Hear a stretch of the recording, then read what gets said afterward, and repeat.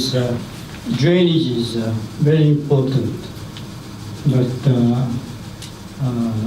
since we use a shallow part, so we have to keep in mind that in Saikei we use a little more water. So soil-wise, I use a little more rich soil, not like bonsai with a really good drainage. He's now putting rocks down, and I asked Frank who was his teacher of Saikei, because this art really didn't exist until after World War II, and it was developed by a man whose father was a bonsai artist, and so fairly recent compared to other arts. And they didn't really have a Saikei teacher here in Los Angeles, and a lot of it they learned from books. But he said the most helpful man was not a bonsai artist, but was a landscape architect, and he knew he was great at helping them decide where to put the rocks, which will become mountains. So that was part of his history with it. Okay, now in Saikei, usually we put arrange rocks first, then you plant a tree.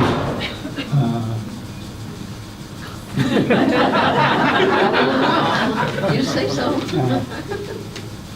I'm facing the front, so this is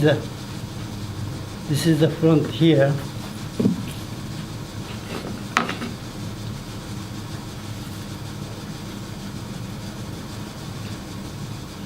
And you'll see why as he keeps working, why that's a front, what makes it the front.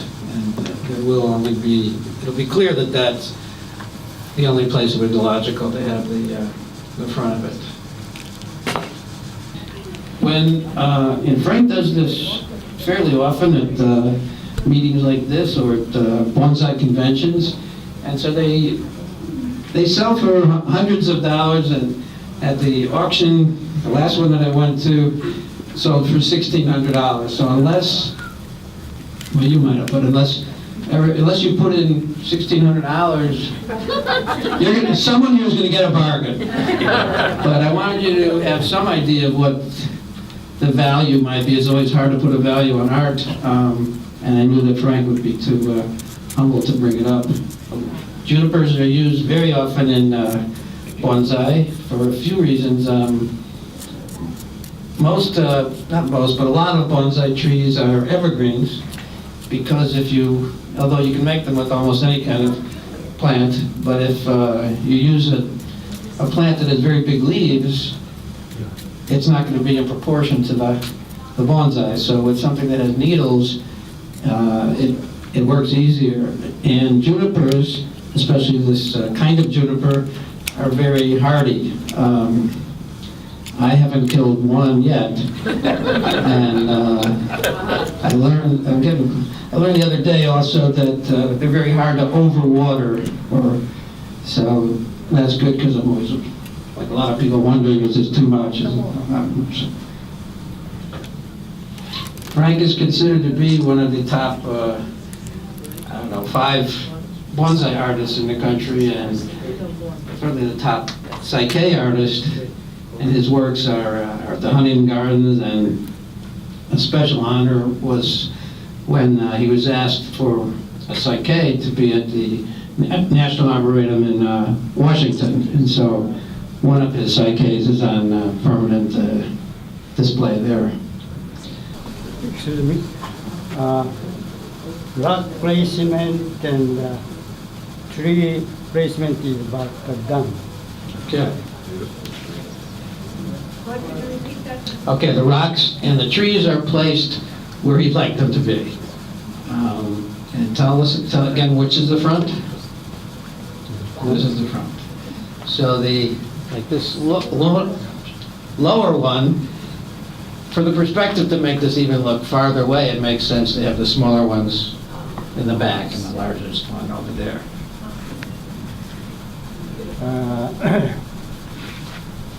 Most important thing is direction of rock and direction of tree should match.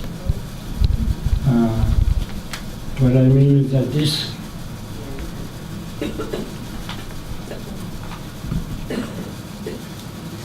direction of this rock is this way. You see the tree growing this way? And the tree is also growing this way. Should match. It's not a coincidence. And you notice that the height of the rocks is different. Oh, I got a 4 or 5 rocks, and height of the rock is different. Height of the tree is different. So you see difference of skyline. Again, it's a representation of something you'd find in nature, and again, obviously, if they all were the same size, it would look like nature. Saikei means something literally like nature scene, and bonsai, by the way, was a plant in a tray, so it's somewhat different. As I said, it's compared to bonsai, it's a relatively young art. These are their maximum height, right? That's it, this size. It's not going to grow much. Again, because of the depth, things might fill in, so you might have more foliage. But if they start to go up too high, yeah. Is it imperative to change the soil every 5 years, you said? It's imperative. This is good for side. It's bad news for me. It means I'm going to have to change the soil. And rearrange your rocks. I guess Frank's going to get a call, an invitation.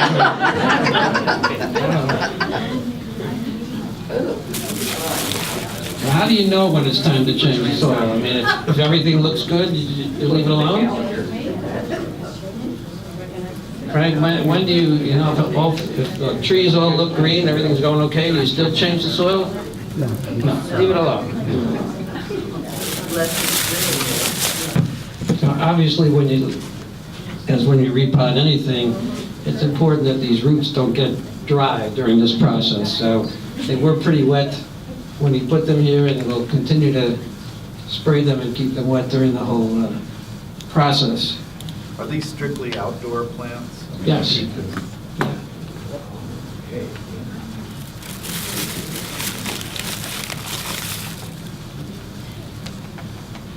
I mean, what Frank said to my wife and me last week, about one of the things that he likes so much about Saikei is that you can't always travel to some beautiful place in nature, but if you have this, you go to your backyard and look at it, and he does get the feeling of tranquility and everything else that he would experience if he were out in nature. So from that standpoint, it's a very practical gift. Where's the location in California we can see these trees in nature? In nature. Up by Monterey? Where do they live? Here in San Palisades. Well, you go Lake Tahoe, Monterey, you see a lot of trees shaped by nature, and it's beautiful. So you take a picture, and you could have your own imaginary scenery. He does make all these cuttings, and obviously he's a very patient man, so he'll wait. So each of those trees came from some other tree that he was using. It's probably in a bonsai pot right now. This is a basic question. How do you take care of them? Okay. You water them often, probably not as often as it had all those stones. And fertilizer, well, Frank likes to do something that I've never seen anyone else do. He puts fertilizer in an empty tea bag and attaches it to the tree so that the fertilizer gradually given to the plant instead of just dumping it there once a month or something like that. What kind of fertilizer? What kind of fertilizer do you like, Frank? Well, They are pretty good fertilizer from Japan, and it's not too strong, and just right for small tree like this. You could get those fertilizer at bonsai nursery, or somebody bonsai people has those, so you could get from these people.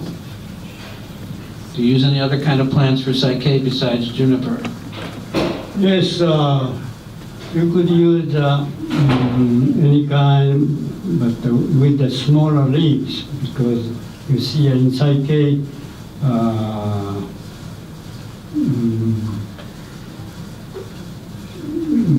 You want it to be in proportion. proportion is very important too.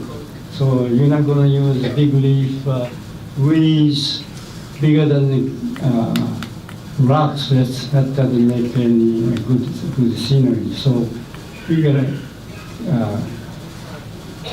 think about those things. Don't let the trees grow taller than trees, things like that. And if you use the flowers, use the smaller ones. Now, he's planting a flower right now, which, It's mundo grass, right? Undergrass. Yeah. grass. Mundo grass. It's a undergrass miniature kind. Yeah.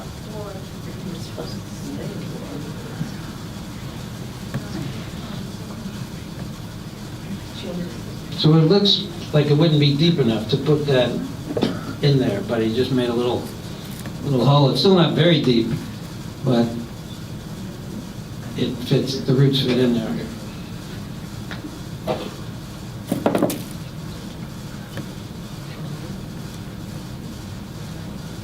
Do you remember, Laurel? What's the question? How many drainage holes there are on the bottom? Two about each hole. So you don't have to worry about drainage. Where can you get the tray for Saikei? Well, any bonsai nursery should have.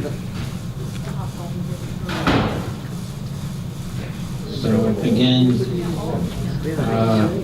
I think Yamaguchi would be a good place to start. Do the flowers die off, or they live for a long time? They don't die off. No. These are very aggressive. It's hardy and Yeah, they're hardy, and also they grow a lot. I mean, I know that I have to cut them shorter a couple times a year. they bloom almost all year round. They do bloom, yeah. They bloom almost all year around. I get nervous when they're not blooming at all, that they're never going to bloom again, and they bloom again. So this stuff that he's putting on now, is this muck? It's called muck. And there's probably a lot of clay in it, or often he refers to it as just sticky soil, so that it's going to be on the edges of things, and it's very malleable, but you'll still be able to plant on top of it. Is it adobe soil? That works real well. I don't know if this particular one, did you make this mixture, or did you just dig it up from somewhere? Yeah, you dig a garden soil, but We can't hear him. Yeah, I know. It's, he, deep you find that very sticky mud soil, and you mix with the spider moss and you use this for the place. I know, I just waiting for him to finish his sentence. Why don't you give him the mic? So what he does is digs up regular, dirty, muddy kind of soil and puts sphagnum moss with it. Yeah. And sometimes if there's some kind of clay material, that helps it too. There's a clay that we use called akadama that sometimes goes in there. I know you're a big muck guy, so.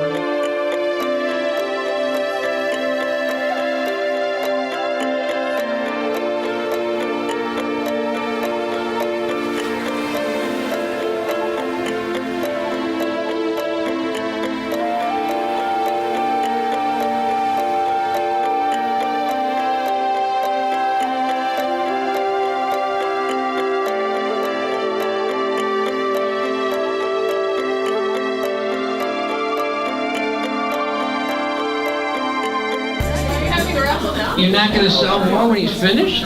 Oh, it's not finished? No, come on.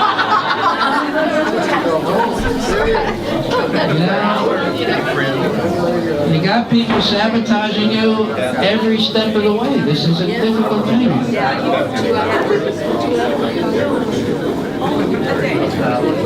Remember, $1,600, so just tossing it out there.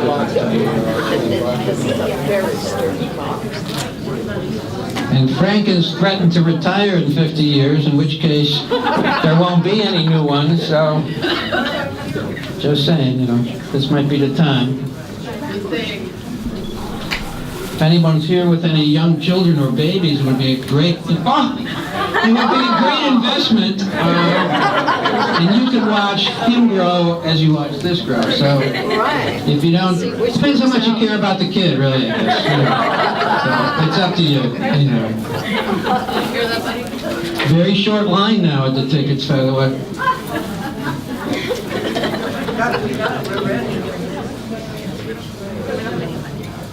So Frank is now putting on these very, very small stones, all sort of whitish-looking stones. And what kind of stones are they? They're called anything special? The river. It's just sand, really. Coarse kind of sand. And so now, Joyce, what do you think he's putting there? Why? What's he making with this whitish-looking sand there? What is that going to represent? We can have a beach. We have a beach. Kind of. This is a river. So, Yes, in Orient, when you portray the scenery, you use rocks, trees, and water, something that represents water.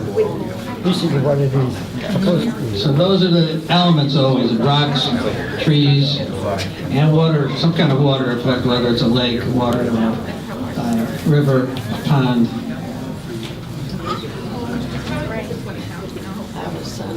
And when you came up and looked, I mean, I'm just looking at it now. I mean, the big rock is really a magnificent rock, and as Frank said, you sort of understand the way it's leaning. And, That I value my stones. that's right. That was in the, next to the other side. It's Naples, Florida. It's making the river look neater and smoother, flatter. Yeah, it's just a hard brush.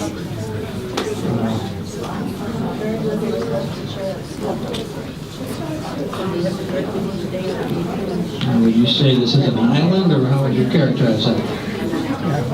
Island in the distance. But don't use strong water, otherwise you're going to mess up sand. Okay, saying that you don't have to go so far as use a sprayer for down here, but don't use too strong water because it's going to move things around. I understand. And look at that. So, especially one this size, it'd probably be a good idea to use a sprayer. And choosing tap water we talked about, right? Yeah, I mean, maybe it's better to use more purified water, but